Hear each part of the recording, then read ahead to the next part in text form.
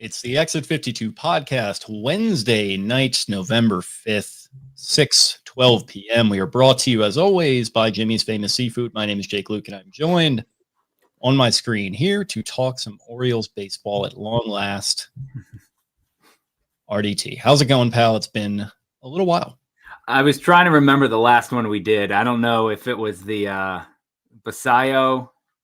Probably, yeah. Maybe a kind of a desolate series recap in there where we just knew that it was kind of going nowhere. They'd been eliminated from contention a few weeks before the end of the season, so kind of a limp to the finish there. That was tough, but yeah, I kind of forget that we don't do this as often during the offseason because we talk every day in the group chat anyway, but it's good to see your face and hear your voice, my friend. Yeah, it's always a pleasure. I thought we were still rocking the goatee, so I'll have to get my facial hair under. Yeah, got a little work trip coming up here, so I pulled a Ryan Howard on you, and now you're the only one rocking the facial hair. Yeah, I'm letting it grow out. A little playoff beard. I don't know. Looks good.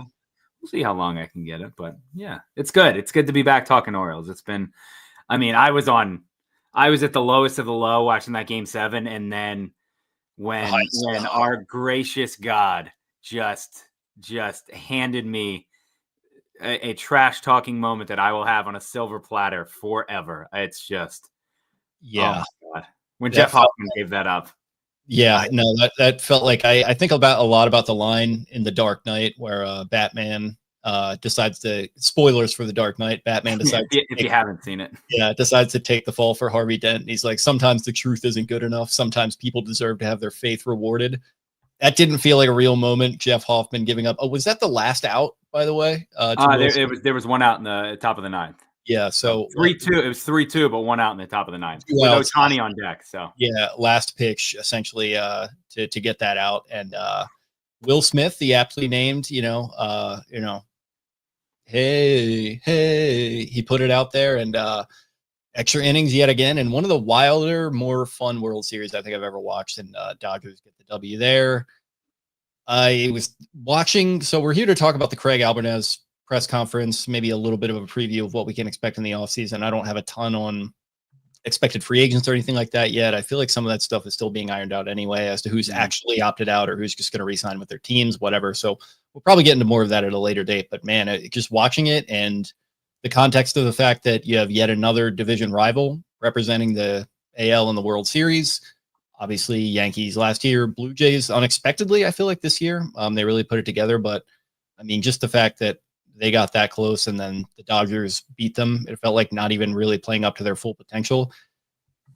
I talk about the Dodgers a lot because it just feels like, man, there's a wide chasm to cross here, not only from a talent perspective, which I think the Orioles have plenty of, but vision perspective, from a organizational spending perspective, there's just a lot to get into, but a lot to talk about as well. And a lot of it was covered in that press conference. What's kind of your main thoughts as we kind of close the books on the 2025 MLB season? I mean, I think the Blue Jays kind of showed everyone. I mean, you would have talked to anyone, and been like, oh yeah, I think it's Dodgers in 5, maybe 6, it could get to 7. I mean, the Dodgers, I agree with Caleb Joseph. I thought they were the better team, the Blue Jays, that whole series. I think they absolutely outplayed them top to bottom.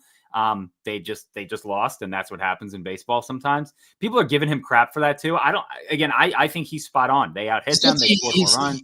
He's not the only one that said that either. I feel like other people were kind of throwing that out there, and they probably did play the better series. Oh yeah, I think they did top to again. They blew him out twice, Game 1, and then I think they handed him another spanking. But I mean, the Dodgers are just inevitable, and that's what goes to show. If you spend money again, both teams they talked to John Schneider about it, and Schneider's I don't know if you heard his quote in the press conference when he was like, "Oh, they're billing this as David with Goliath," and he was like, not a fucking chance. We're not David, they were top. They were number 5 in payroll too. It's not like they're just like the woe is me Rays, Right. Yeah. So, but I do think that they showed hey, look, just because they're the big bad Dodgers, you can still go toe to toe with them. I mean, we saw the Orioles do it, in the regular season, albeit, but I wanted to bring that up to those two Dodger fans that we were hanging out with at Pickles after the Ripken game. Those guys were completely down in the dumps, dejected. I mean, I get it after a moment like that. But they were like, yeah, I don't even think they're going to make the World Series. I was like, dude, they're going to moonwalk there. And like, maybe they won't win it this year, but like just the level of talent they have is just overwhelming. I was talking with a friend, Kevin Bunker, who he's an Orioles fan, but he travels a lot. And he was actually at game 6 and 7. He said he bought tickets. He was there for work and he bought tickets to game 6 and 7 just to be like, well, this will be a nice refund I get back. And if they make it, then they make it, but he's like, they're not going to make it.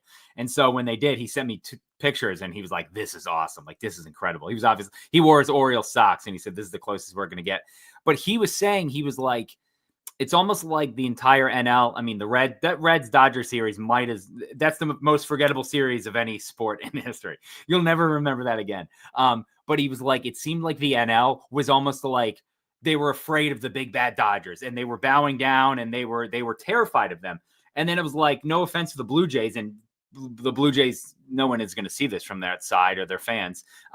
But it was almost like they were too dumb to know that they weren't like that. They shouldn't have been in the series. Like they shouldn't have taken them to a game 7. And it's like, this is the Dodgers. You can't beat the Dodgers in the World Series. Like that's not going to happen.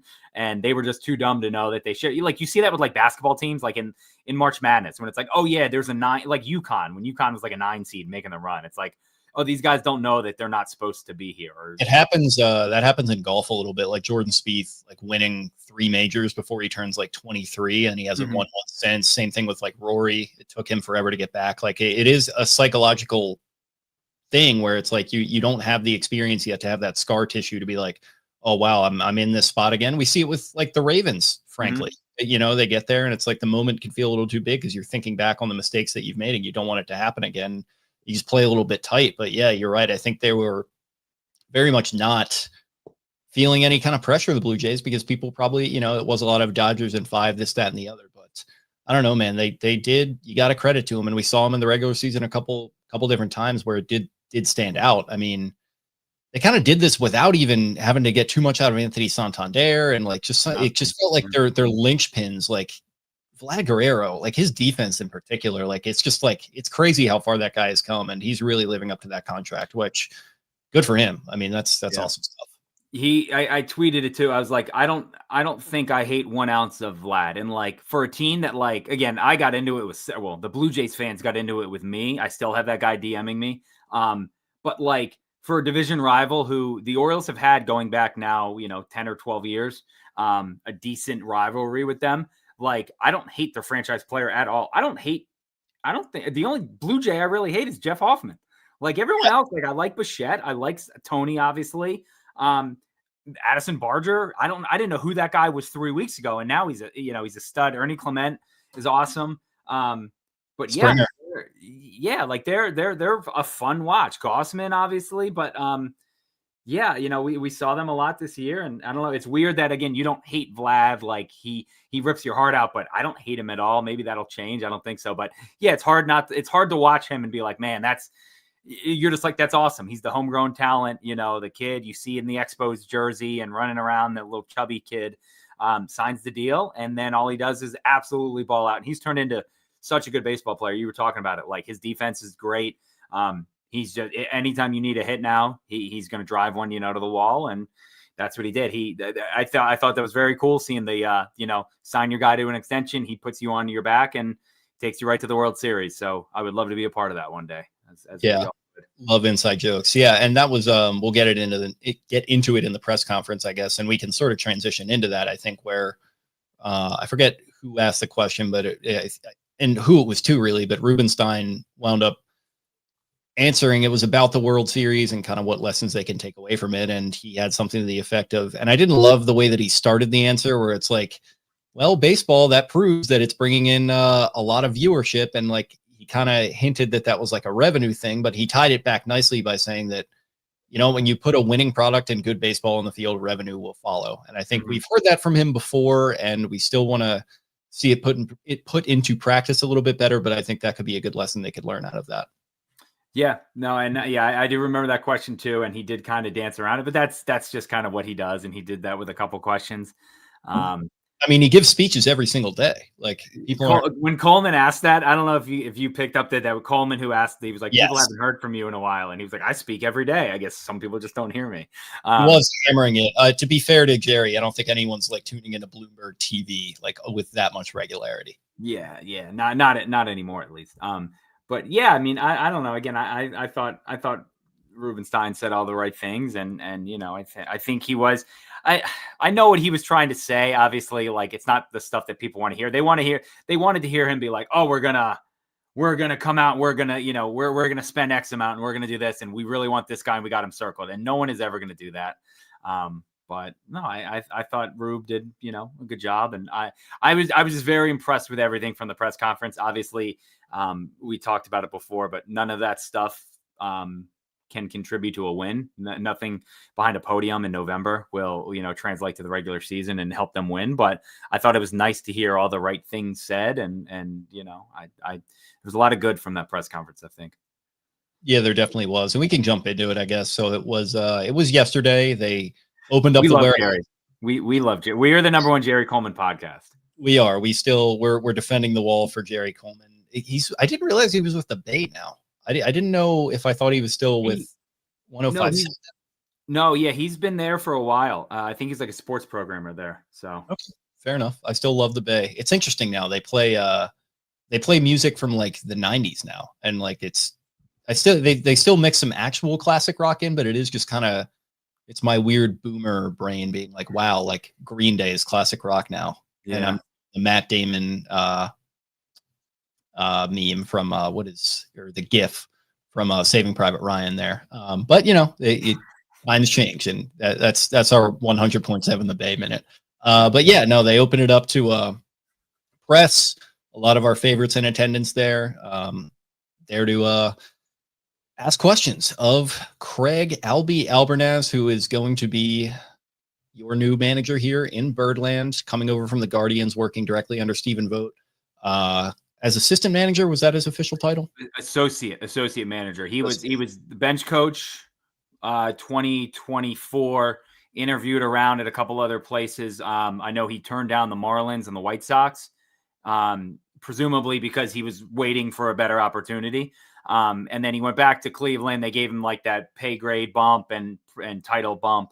And he was a quote associate manager. He was, it was kind of just a step up. But I did think it was cool that Stephen Vogt was there too, like front and center, like supporting your dudes, hugging your bros, like nothing better than that. I thought that was really, really cool. And I know Rubenstein had some stuff to say. He was like, I hope Cleveland doesn't get in trouble for a couple of people being here, but I thought that was funny.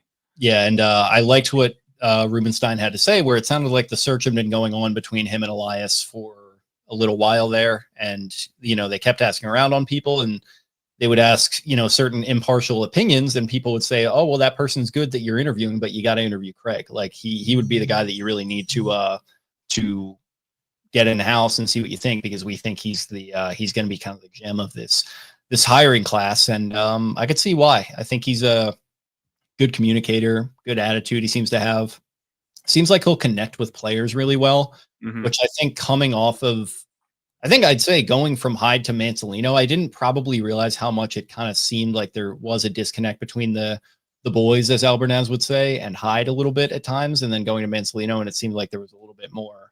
And I guess it's just a different situation entirely, but it just seemed like there was maybe a bit of a better rapport at times. I don't know. It seems like from just at that first glance, it all checks the boxes, and I could see like why, from this 30,000 foot view and not really understanding the granular details, why they were so impressed with him. That was just kind of my first impression. He seems like a dude that's like very much dialed in. From everything you hear from people saying about him, he absolutely knows his shit, but it doesn't seem that it goes to his head very much at all. It seems like a guy with a good head on his shoulders. And he was as close to being a major league manager as he could have been. He's been a minor league manager before, so he's not stepping into a completely unfamiliar role here, and I hope that translates really well for him. I think it should. Yeah, no, I think you're spot on there. I had texted Wayrich before the press conference and was just kind of picking his brain about it and all that stuff. And I said, he reminds me, and again, this is just like you said, 30,000 feet view. I'm just kind of on the outside looking in, but he seems like, we've all had these teachers who are like kind of freshly out of college, couple years out of college, and like they're cool and they kind of let you get away with some stuff, and they let you kind of be you. But when it's like midterms or when it's something big and you need to get your shit straight, they kind of know, like, hey guys, now it's time to go. And yeah, that's just the kind of vibe I was getting from him. And I'm with you too on the Hyde Mansolino thing. Hyde, I mean, again, he did kind of seem like a hard ass. I don't know how much he joked around, or not that that's what you need, but Craig seems to have that. Again, I think he knows when he can turn it on and when he can turn it off and when he needs to get these guys going. He seems like a great motivator. I wrote down some stuff. I have seems like a natural leader, big family guy. The energy seems to fit the city and the team, which I think is great. Him joking around with Rubenstein, like cutting him off, being like, I'm something about being 5'8", like being like, oh, I could post up Earl Weaver. Like, yeah, that was wild. That was great. But again, it's just like, he seems to get it. He seems to know, again, like it's okay to laugh. It's okay to have fun and keep the guys loose. And he had a quote too. I forget. I think it was one of the the tweets that I sent you. Let me see. I'm going through them now. I forget what it was. It was just something about like keeping the boys into it and fresh and lively and stuff like that. So I don't know. Again, I all that seemed to come off very. And it didn't seem, nothing about it seemed like an act. Like I'm just saying this to say it and impress you guys. Like, I feel like that's how he would talk if you were waiting for coffee at a coffee shop next to him and struck up a conversation, like he would come with some quips and stuff like that. So I really love that. Obviously you talked about it, like his kids bumping around, and I tweeted like, oh, they won the press conference. Like, if you have kids, you know exactly what I'm talking about. And like, just kind of, I was going to say, I was getting some JoJo vibes from little Gigi there up on the dais with him. She knows where the camera is. Like, that's, they knew what they were doing, the kids. The 6'7" thing had me dying. We haven't been on since that's been a thing. Massive 6'7" fan here. Halloween night, I was basically paying the kids that we were with in JoJo's group to keep saying it, as all the parents were like, please, for the love of God, stop saying that. And I'd like slip them a butterfingers. So yeah, saying something to the effect that he's reached out to about 6'7" players. He said, my kids put me up to it. But then he kind of went on and said, well, unironically, well, yeah, it was like 6'7". So I don't know, like maybe it actually is 6'7", but yeah, no, good. I mean, that kind of ties into what we're saying. Like, good sense of humor, seems connected with youth. I think having younger kids probably helps with that. I think Hyde did have kids. I'm not sure what age range they or the one was, but yeah, I think that could be another thing that can kind of keep you loose and, put a good head on your shoulders, as I'm going to keep coming back to that phrase. But yet another good quote that I really liked. I forget who kind of brought it up, but it was just about kind of his approach in the locker room and how he's going to communicate with players when things are going both good and bad. And he might've been quoting somebody else when he said this, but he's like, if you tell the truth to a player, they'll hate you for one day. Yeah. If you lie to a player, they'll hate you for the rest of your relationship, essentially. And I think that's a really good way of putting it, where it's like, yeah, just the truth will set you free. And like, if somebody's struggling, just be honest with them. I think that'll probably help development and kind of help loosen the tension in a locker room that just felt completely weighed down by expectations this past year. When they weren't performing very well, it was like, well, they got all the talent in the world, they can turn it around. And maybe that's what they were being communicated behind the scenes. And I don't know, man, sometimes you just got to tell somebody like, hey, like, your shit sucks right now. You got to turn it around. You have all the talent in the world to do that. And you just got to go to work. And I don't know, like, that's another thing that really stood out to me, is like, honesty is the best policy. I really like hearing that. I think he said he had heard that from Joe Madden. Yeah, it was Joe Madden. Yeah, I think that's what he was saying. And yeah, I heard that quote and I was like, that's spot on. And I enjoyed that. And again, I think with these younger guys who are now not so young, like Gunnar is going into this is going to be like his 5th full season. Like, Adley came up in 22. Like, they're old now. Like, we're old, they're old. We'll joke around and call them the young core. And he even said that once too, during the press conference about the young core. But no, I think that's spot on. And again, these aren't guys who need to be babied anymore. And I think everyone and their mother said that last year, like, we need someone to come in here and whoop these guys' tail and, blah, blah, blah. But he seems like the guy who again knows how to do it. And I talked about it, when they hired him a couple weeks ago, but like, and Elias talked about it too and harped on it to really start the press conference out, but talking about the places that he's worked And again, you look at all those places, Cleveland, San Francisco, Tampa Bay, like those are all places where they seem to get the most out of their guys, young guys, old guys, whatever it is. They whatever they do, the buttons that they're pressing, they work. And so that's, again, you can't really, that's kind of exactly what you're looking for, especially with this group. So, but no, I thought that quote was spot on. I really enjoyed it. And I thought that was a nice tidbit by him that was thrown in there. Yeah, definitely. So yeah, I mean, that was another one that stood out to me. Let me see if I can find some of the quotes that you sent me here that we can kind of just run through. Obviously the Orioles are known for being a heavily analytical team. You've still got Mike Elias. He's now, I don't know if we discussed this, he's now the president of baseball operations. They'll be looking for Pobo, which I love that saying, Pobo. Yeah, the Pobo, as Jacob Calvin-Meyer, when we were talking about it in the DMs, he just kept saying Pobo, and I got addicted to saying that. So that will be Pobo henceforth, but he'll still essentially be playing his same role. They'll be looking to hire a GM underneath him. Sig Mejdal's still there. So analytics are still going to remain a big part of the operation here. So this is what Albie had to say on that. I love the information. I want all the information, but it's only a piece to the puzzle, which is something we've kind of harped on a lot, where it's like, you talk about the splits and like, who are you going to sub in for this guy when you're in this situation and all this, that, and the other. It can get frustrating a little bit of time. So to hear a guy say, hey, yeah, I like it as a piece of the puzzle, but it's only a piece of a much larger thing. That's another thing I like to hear. Yeah. And we've talked about a ton. Like, yes, analytics are good and they help the game, but the eye test is massive too. And he is, especially, I feel like when you look at like all these Game 7 of the World Series, like Miguel Rojas didn't have a home run off a righty all year, and he stays in and faces him and he hits the home run to eventually tie it.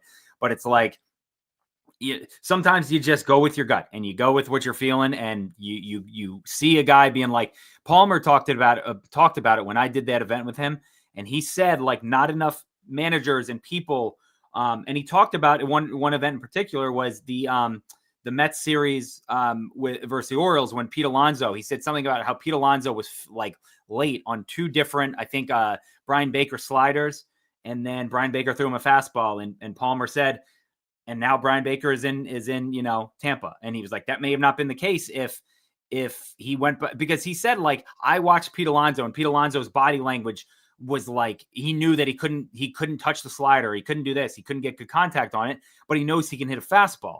So it's like, just stuff like that pays into it. And he's like, it's not all about the analytics and, well, this percentage says this, so you got to do this at this exact time. So again, I love that answer from Albernaz.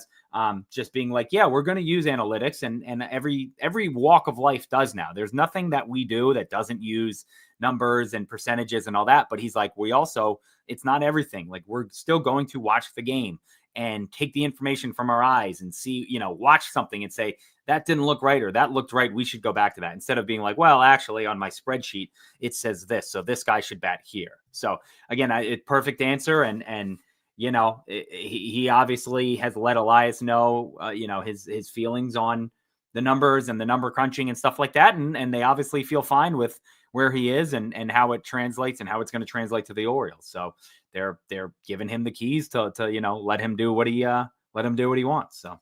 Yeah, no, it's just a way of using numbers to look at what has happened and then trying to apply that to what you think is going to happen, which we already do anyway. So it's just kind of a way of, showing that, writing that equation out on the board essentially, and trying to predict and trying to get an edge. And I think it's funny that we're still having this conversation in 2025, almost 2026 now, because it's been a conversation for several years at this point. I mean, you can go all the way back to the Moneyball days and say it's been going on for decades. And it's just going to continue to be a part of the operation here. But yeah, like you said, the eye test is important too. I think speaking of the eye test, I liked what I saw here from Rubenstein. We're going to try to get the best players we can. Quote from Jacob Calvin-Meyer, transcribing Rubenstein, who said that the Orioles will have no financial constraints. Now, I like this a lot. I will say, I feel like we've heard this in some form or fashion, both from him and from others before. So again, it's just a thing that they say in a press conference, and now it's about, can you go exercise this in practice? Yeah. And again, we've heard that before. And I think they said that either at the deadline last year or at the winter meetings last year, and they pretty much said the same thing, like no financial constraints. It's like, okay, that's great. Now we're waiting for it. We don't want to hear about it anymore. We want to see it. Again, we are well beyond, the point of I hope they make a good signing now. Like, we've been waiting on this for a while. So yeah, and that's what he should say, because when you have, how many billionaires do they have on in the ownership group now? And like, they keep adding these private equity guys, like the money is not a thing anymore. And they did word something interesting. Somebody talked about spending again. And he talked about how, and again, this is not what we were expecting, but Rubenstein mentioned something about, we're not going to go out and set any records. Like, they're not going to sign an Ohtani. They're not spending $700 million on someone. They're not spending $500 million. It's something like that. He worded it like that. And both he and Elias talked about how, spending money isn't the only way to acquire new talent. And they talked about how we have the pieces in the farm system to go out and acquire talent that is already paid and is just somewhere else right now. So that's also a thing. But yeah, I mean, I've said for a while, I think that they need to have like an old Dan Snyder Redskins like offseason, where it's like, just blow everyone away and go out and spend a lot of money and sign a couple of these guys. It doesn't always translate to winning, but I feel like it helps more times than it doesn't. And we said it for a while too, but like, baseball is a sport where you can swing and miss. The Blue Jays spent $92 million on Santander, and he played like 40 games for him, and they made the World Series. You can still go out and win baseball games, even if you swing and miss on a guy. So it's, it is all great, but we just got to put up or shut up.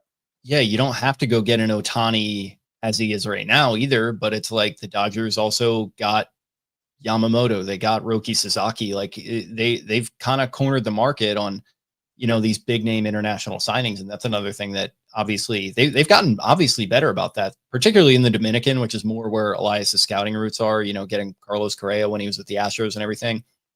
But yeah, I think just expanding internationally more will help with that, and kind of showing that you can build that pipeline. It would make maybe like the next Yamamoto consider you a little more seriously. And I know that'll probably be expensive too in its own way, but it's not going to be as expensive as him coming to MLB, then hitting the market, then having to pay him there. It's like, I think being the first in on those types of things could provide them with an edge as well. I think they know that, but it's just another thing that if Basayo turns into the player we think he can be, maybe that could be a good data point for guys to say like, hey, like, these guys, they seem like they're serious about developing players in this way, and it's just enough money on the table anyway that I can maybe not go to the Dodgers this time, right? Mm-hmm. Yeah, and again, they have put their footprint down in the Dominican and got a couple of those guys. And I mean, even with Sagano, that's kind of a big stepping stone too. So again, this was something that philosophically didn't participate in under Dan Duquette when Ohtani came over. Yeah. So, but yeah, so it's keeping the door open, but the Dodgers kind of go to show you get your footprint down and also pay them a lot of money. They'll come. So, but yeah, it's they have to start spending eventually, and there's a lot of the free agent class isn't like as sexy as it was a couple years ago, but there are some names out there. That I see that people I think would get excited for if they did pay them and got them in here. So, yeah. And if your talent can play up to as we think they can, then you probably wouldn't even need to really go get an Ohtani, as the Blue Jays really proved. I mean, they were, like we said, 2 outs away from getting it done against the Dodgers. Speaking of money, you threw this one at me. Your taxpayer dollars at work here with the new scoreboard coming in underneath the T. Rowe Price sign there. Good to see this finally happening. It's been long overdue. Yeah, and again, people are still bitching. Like, there's that group that somehow thinks that like this is coming out of payroll money, and it's just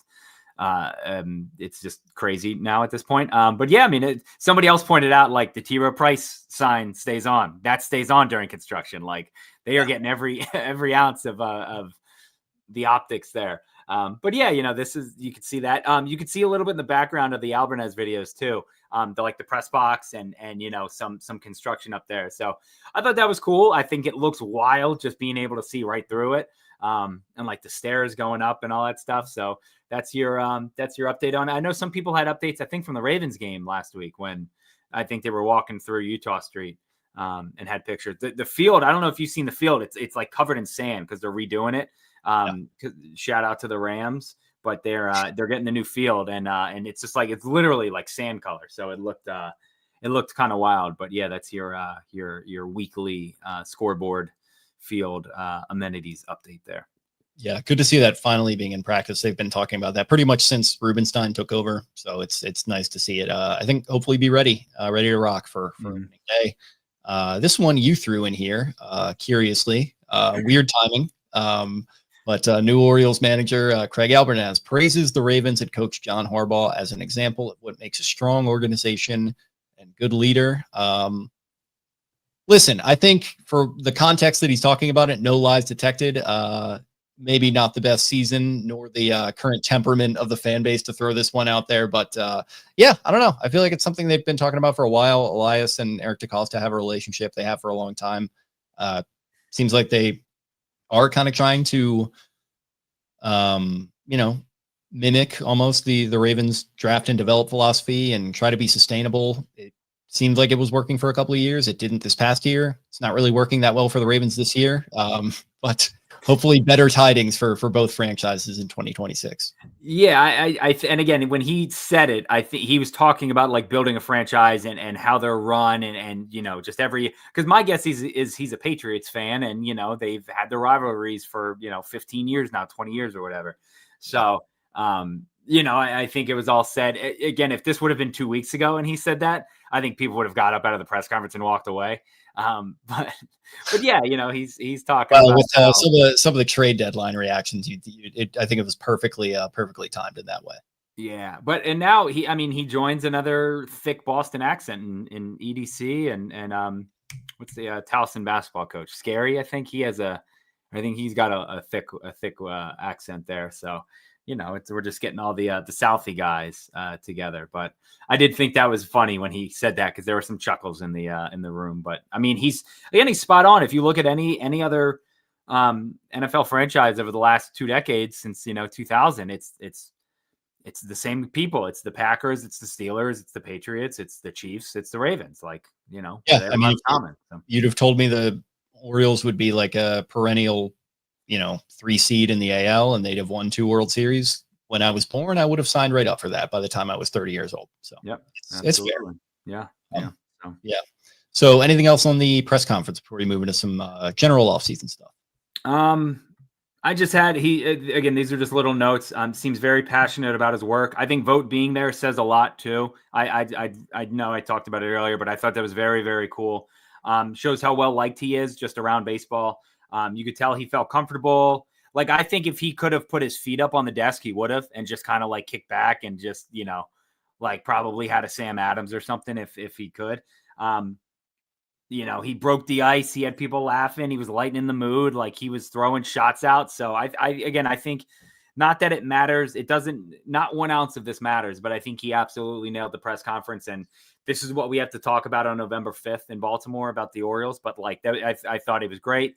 I was very impressed by him, and you can see why, no matter who you talk to or listen to, or anything you read about him on Twitter, in these articles, the night that he signed, that Sunday night, I kind of just searched his name, and every Guardians fan was like, "Damn, that stinks. Like, that's good for him." Like, in today's day and age where people hate, if you're a fan, you hate everything about your coaching staff, every person. You hate the janitor, you hate the equipment guy, you hate the ball boy. Every single person I saw was like, that's a really good hire. Good for them. Like, that seems like a great move. This will be fun to watch him from, it's not like the Orioles and Guardians are rivals of any sort, but people were like, that's sick. That'll be fun to watch. So I thought that was neat. Again, if somebody from the Orioles went to the Tigers, Cody Ashley and Anthony Sanders and a couple other guys are now gone. You saw people right away being like, good, get these guys out of here. These scumbags. Like, nobody had that reaction from Cleveland. So, yeah, I think you're definitely spot on about how when things are going badly, there's plenty of scapegoats in the organization, and fans usually start with coaches because it's just kind of much easier. You don't have the emotional investment with them that you do with the players, and particularly the assistant coaches. But yeah, it was pretty telling that I think so many people came out in support of him from the Guardians fan base. And then obviously the sentiment around the league. That's great. It was funny. Like, I don't think any of us in the group chat really knew of him all that well when the announcement was made.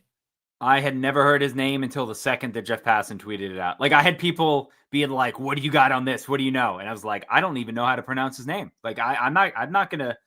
That's why I also think we didn't want to go live like right away. We knew nothing about him. The only thing I knew about him was the exact same thing everybody and their mother had read in those 13 The immediate reaction, both within the Orioles and around all of baseball, outside of Guardians fans, was like, "Who the hell is this guy?" Laughing because they didn't get Skip Schumacher or whoever it might have been, like that kind of stuff. And I don't know, it just goes to show that like that first reaction, and this is just a problem with Twitter, probably just kind of that overreaction, rage baiting, whatever, engagement baiting type culture.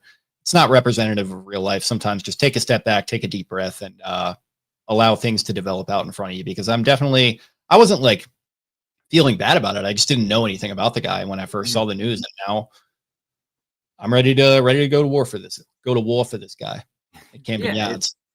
It's like you ordering something off a menu, and you right when you get it, you don't know how it's going to taste. It may look awful, and then you take a bite, and you're like, "Oh no, this is good." I didn't know much about it, but yeah, I'll take it. So the people, but you were right. People have to like have their instant reaction right away. Like, this is an awful signing. And then you look around, look at who the other people have signed. Like, look at the other managers. Like, I like Ryan Flaherty, but there's a reason that Ryan Flaherty hasn't been handed a job. And, there's still plenty of openings. Like, and everybody you talk to, I mean, MLB Network, DeRosa said it too. And he was like, this is the guy out there. This was the main guy that teams wanted, not just the Orioles. Other teams wanted him too. And he chose the Orioles over plenty of other people. So, that says something about him. And again, I mean, Atlanta hired Walt Weiss. Like, what would the fan reaction have been for Walt Weiss in Charm City? People would have rioted. But it's that's just how it goes. But yeah, the more you learn about him, the more you read about him, you're like, oh yeah, this guy does seem like a perfect fit, and this seems like a great hiring. And again, we talked about it too, but the guys have to play. But optically and everything else, it seems like they nailed the tire. But we won't know for probably about another 12 months right now. So. Yeah, I think hope springs eternal at this time of year, so you don't want to get too swept up and, oh, this is, amazing sunshine and rainbow. Still a lot of work to be done, but I do, to kind of close it out here, I did like your point about how he kind of had the mood light. I've been thinking about it a little bit as we're getting close to the end of the year. It's been a pretty miserable year to be a Baltimore sports fan. Maryland basketball, that was a fun run, but like, my God, just a disappointment of an Orioles season, just pretty painful all the way through. Not that many fun moments.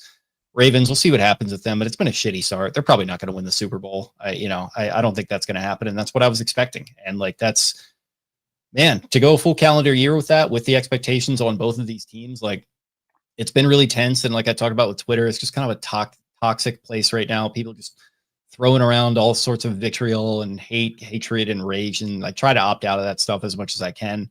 Not that I'm not feeling all those things myself in some form or fashion as well, but it's just been, I don't know. It's just kind of tough. And like, that's why as a sports fan, it's just such a fun relief when an off season starts. And then with something like this, where you're starting what's effectively a whole new era and you're bringing in somebody new to sell you on a vision, more often than not, these things really don't work out. When you look around sports, you look at the Jets kind of starting over again, shipping off all their talent. Like, how many times have we seen like the Jets do that, for example? Like, I would hate to have this be the feeling every year, but it does make it all that much more fun when you do kind of get that fresh start. And particularly when you have a guy who comes in like this with a great attitude and seems like he's got the right stuff to usher them into a new age. Yeah. And again, that's why, like, I don't understand the people who were like negative already, being like, we didn't get to, like, I tweeted yesterday, like, hey, we're going to go live, tomorrow night. And somebody was like, they haven't signed anyone yet. It's November 4th, man. Like, Meek Phil did that with Frank. The Mets lost like their first base coach and somebody else today, and Frank like had a Frank rant. And Meek Phil was like, "It's November 5th. I am not doing this. We cannot collectively do this." And I know Frank is Frank, and he's a special person, but it's that same kind of thing. It's like the World Series ended 13 minutes ago. Like, we're not throwing fits that the Orioles haven't signed anyone yet. So it's like, what are we doing? It just, come on. So yeah, but I'm with you. The new vision and everything like that. It's a nice, like, it's a breath of fresh air. I think that's exactly what it is. And it gives people hope, and it's something to look forward to going in. Like I've been begging for the Orioles spring, and this isn't an Orioles thing, but like MLB just released the spring training schedule. We get it today. And now it's like, oh, nice. Now, again, we have something to look forward to in the World Baseball Classic. So I think it's going to be a very fun and exciting offseason, whether, the Orioles, if they knock out the winter meetings or not. I think people still should be very excited. And Mike talked about it in the press conference too. Like we talked about it too. Toronto, they won 74 games last year. They were in last place. They spent a lot of money. They make it to the World Series. So for the people being like the Orioles will never do anything, they can't do anything. It's like, no, it's possible. It's done. And that's, the Blue Jays did show the world that, hey, this can be done. So. Yeah, absolutely. So kind of getting into it, you mentioned the coaching staff changes. It sounds like there's pretty much a full house cleaning going on here. You mentioned Cody Ashley and Anthony Sanders heading off to Detroit. Sounds like some other people have been let go. So Craig's going to be kind of starting over with what are presumably going to be his own guys. So excited to see how that vision takes shape. Yeah, and I think Tommy Joseph, I can't remember where he went. I know the hitting staff is all going to be new. I don't know about Drew French and some of the pitching people. Again, I don't know if they haven't been made public yet or anything, but again, I expect the coaching news to come down, I would think pretty soon. I mean, again, Walt Weiss got hired like 3 days ago or something yesterday. And they signed the two guys from the Mets today. So I would think that things are, behind the scenes, conversations are happening and people are, being interviewed and stuff. I would hope so. Again, I think if other teams are moving quick, then the Orioles will too. So, but yeah, like you said, Cody Ashley, Anthony Sanders, Tommy Joseph, Ashley and Sanders went to Detroit. And again, I can't remember where Joseph went, but, or if he even went anywhere. He may have just been given the okay to like talk to other teams. But yeah, again, it kind of just what happens, a new Robinson Chirinos, that was a couple of weeks ago. He wasn't coming back. Buck Britton, I really hope that he is back in some capacity. Again, I would understand why he's not. But that's a guy who I think they would like to keep around if they could. But like you said, I think they're going to understand if he wants to go somewhere else and take a look, because ultimately I think he wants to be a manager. I don't know what his timetable is. But yeah, I would be on the lookout for more coaching announcements, moves, things like that coming up shortly, hopefully before the holidays. Cause then and winter meetings start. I should have looked that up. I don't know when, but I would think pretty soon. So yeah, I can't remember if that's December. Let me see. I don't know. Where is it this year? Orlando. Okay. December 7th and 8th. Yeah. So you got a month. Yeah, exactly. Yep. Yeah. We're a month away. So the draft lottery coming up November 2nd, players become free agents, trading resumes, Gold Glove winners announced, Sunday night, smack dab in the middle of Sunday Night Football. Contract option decisions November 6th. That's what I'm looking at now. November 6th deadline to make qualifying offer. November 6th free agency begins. So there you go. So speaking of making some moves, fun tweet here from Matt Wyrick. To recap, Orioles signed Andrew Kittredge last offseason. He gets hurt in spring, but returns to post a 3.45 ERA in 26 appearances. Orioles trade him to the Cubs for 18-year-old infielder prospect Wilfrey De La Cruz. Cubs trade him back to Orioles for cash. Mike Elias, ellipses, masterclass? With a question mark there. So, yeah, there's one of your moves. Kittredge going to be back, trading him for cash considerations. I like that move a lot, having Uncle Andrew back. So he'll be back in the fold. Orioles also bring back Dietrich Enns. They extend a contract to Rico Garcia. So some of these pitching pieces are going to be coming back into the fold, which is nice. Excited to see how that all kind of fits together. And then as far as your free agents, you've got Gary Sanchez, Tomoyuki Cigano, Zach Eflin, all officially free agents. So as far as bringing Kittredge back and some of these other guys, who of these three, and really anyone, are you hoping to bring back? For me, I definitely would start with Eflin. I love the guy. I know it's been a disappointing, or it was a disappointing year, both from a health perspective and then kind of falling apart at different points. But of those three guys, I definitely would prefer to bring him back into the fold as an option. But he might be looking elsewhere, I'd assume, but we'll find out. Well, again, remember, he came out openly and was like, I want to come back. Like, I want to be back here. And again, it's like, you don't hear that because the guy's agents are like, shut up. Let's like play this up and let's look around. He straight up was like, no, I want to be here. This is where I want to be. So yeah, I think he's by far and away the guy out of those three. I mean, Sanchez was never going to come back. Just the way the catching situation is set up, the way the roster is, his age, his pay and things like that. Like, you're not, Alex Jackson hit just fine, and Gary was fun for that like 2 weeks, the week and a half stretch or whatever. They like to have their veteran catchers, but it's like they kind of have one now. Yeah, the veteran catcher is the young buck. It's him. Plus we got again Basayo, small. What is it? Big paws on a puppy. A lot of dog talk, but yeah. So I don't think Gary is even remotely in the conversation. And then again, I think Eflin is by far in a way the one that you circle and you go after. Again, he's not the 2 or the 3 that we kind of thought he was last year, but I mean, could you imagine if Dean Kramer and Eflin are your 4 and 5 next year? I think you would. Again, if you have Rogers, Bradish, Blank, maybe I don't know if Framber Valdez. We may talk about that soon, but there's a reason that Houston, didn't even sniff him for a contract extension or like even open talks, and we saw the bullshit that he pulled with the catcher last year. I don't know. That's a weird situation. Obviously, he goes back with Elias, I think. But, if you get someone like that, a Michael King, a Dylan Cease, Zach Gallen, someone to throw in the middle there, and then end it with an Eflin and Kramer, that's a very solid, rotation there. And obviously, the health pays a lot into it. But, what's he going to make 1 year? I mean, what's he going to get? A 1 year, I don't know, $18, $19 million, $20 million. I think that's okay for somebody of Eflin's stature and that's like Charlie Morton or Craig Kimbrell money.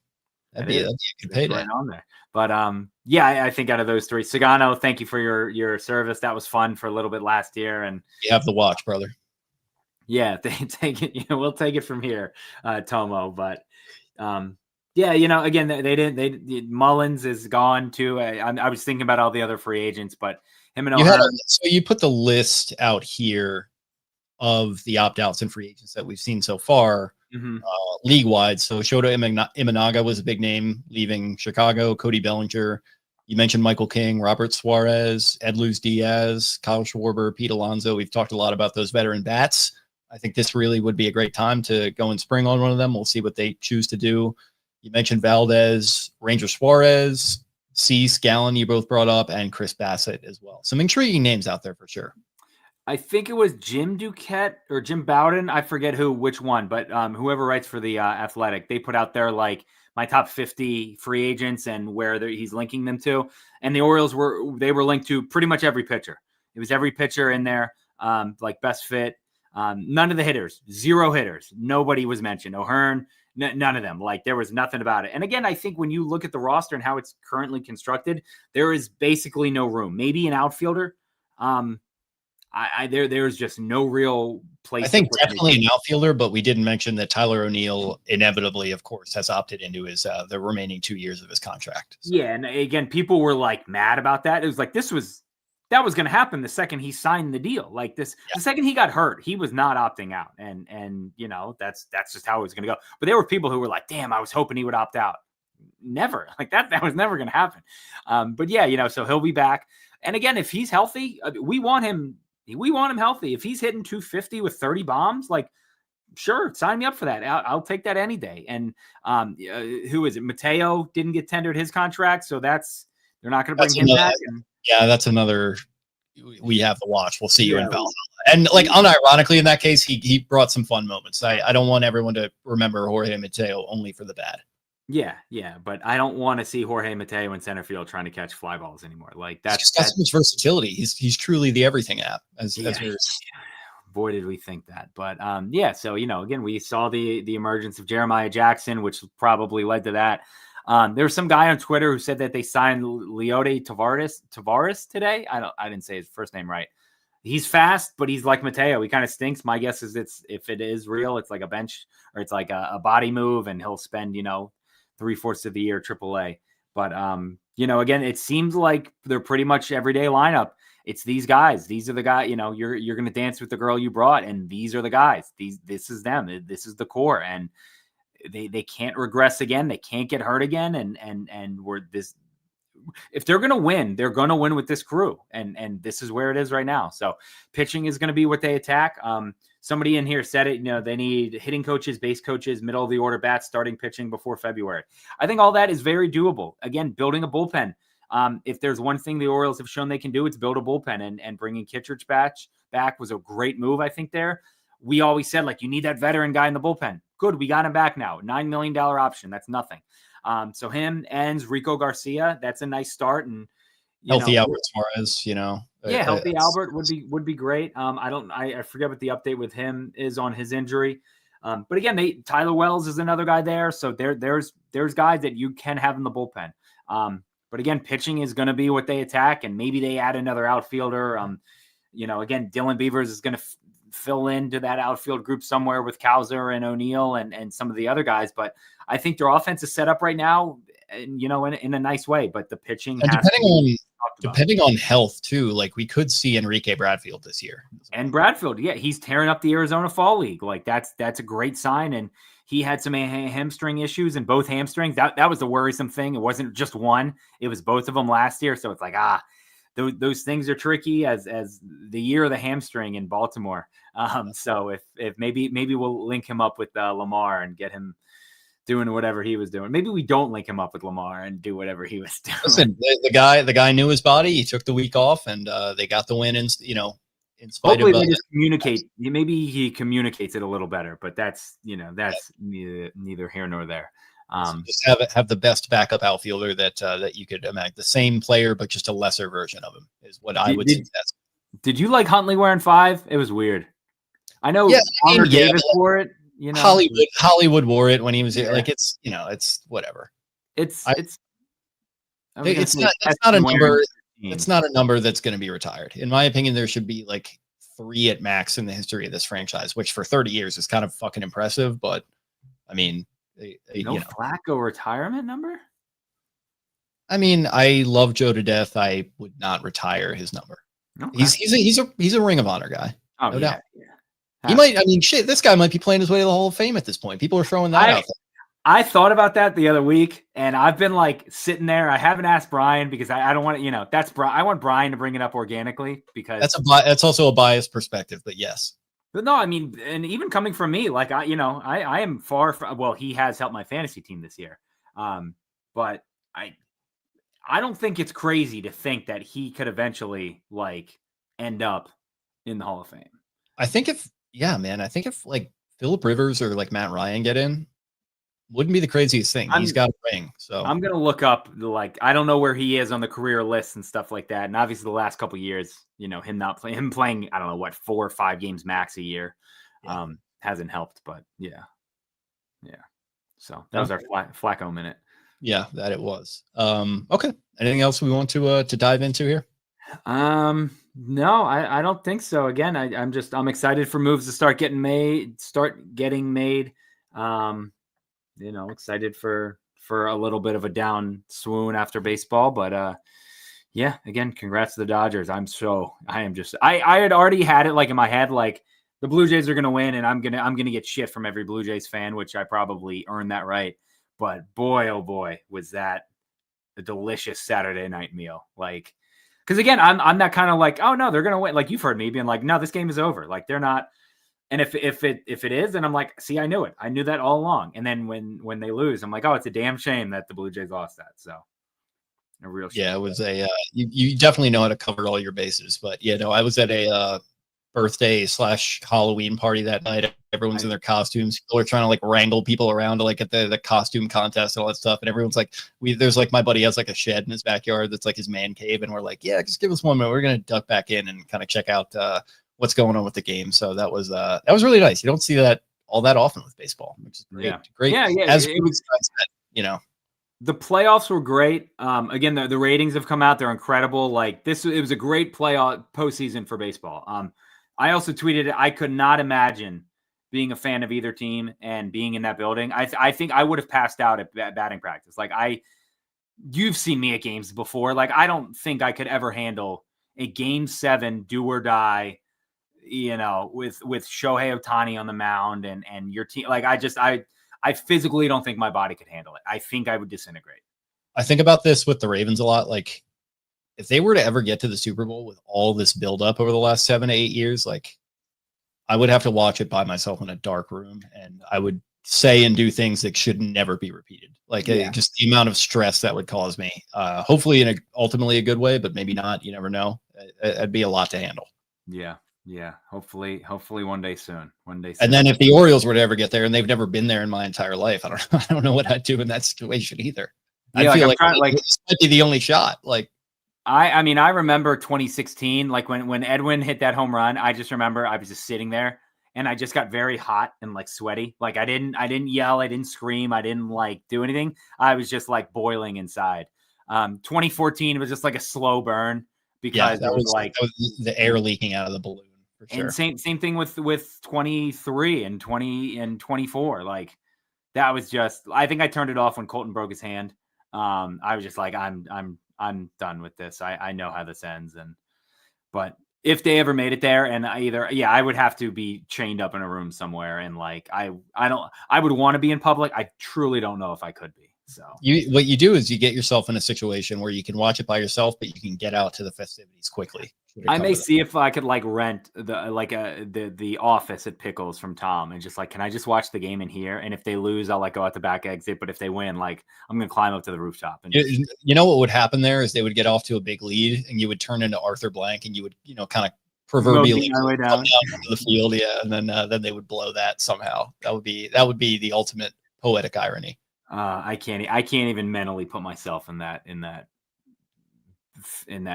time or world right now, but someday so close, but it's so far away.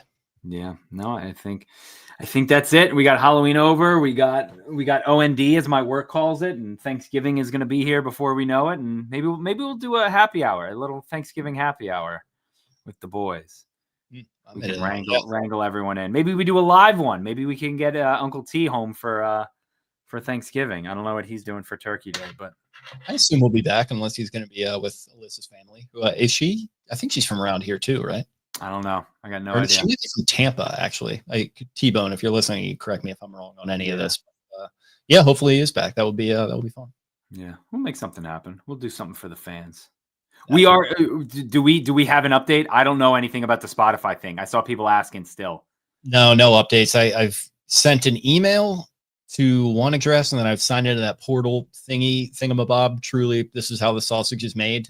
Trying to figure it out. Their support could not be less helpful. So might have to go the big cat tweeting at them route and try to get something figured out here.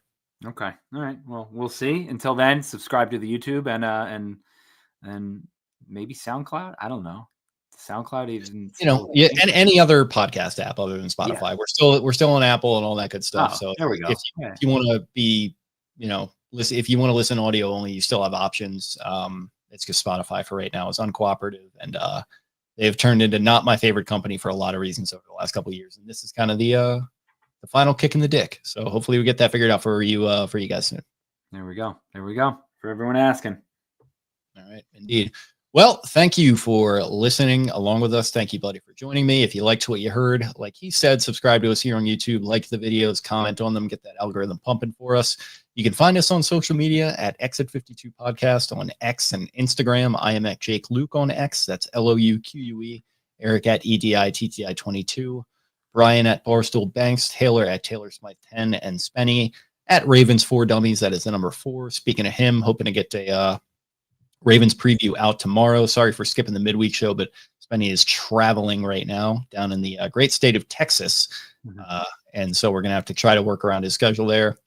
Programming note, I'll be traveling in 2 weeks as well for the full week. So might get a little weird over the next couple of weeks here, but we'll try our best to make it work for you guys. In the meantime, we appreciate you hanging with us and we'll talk to you again very, very soon. See ya.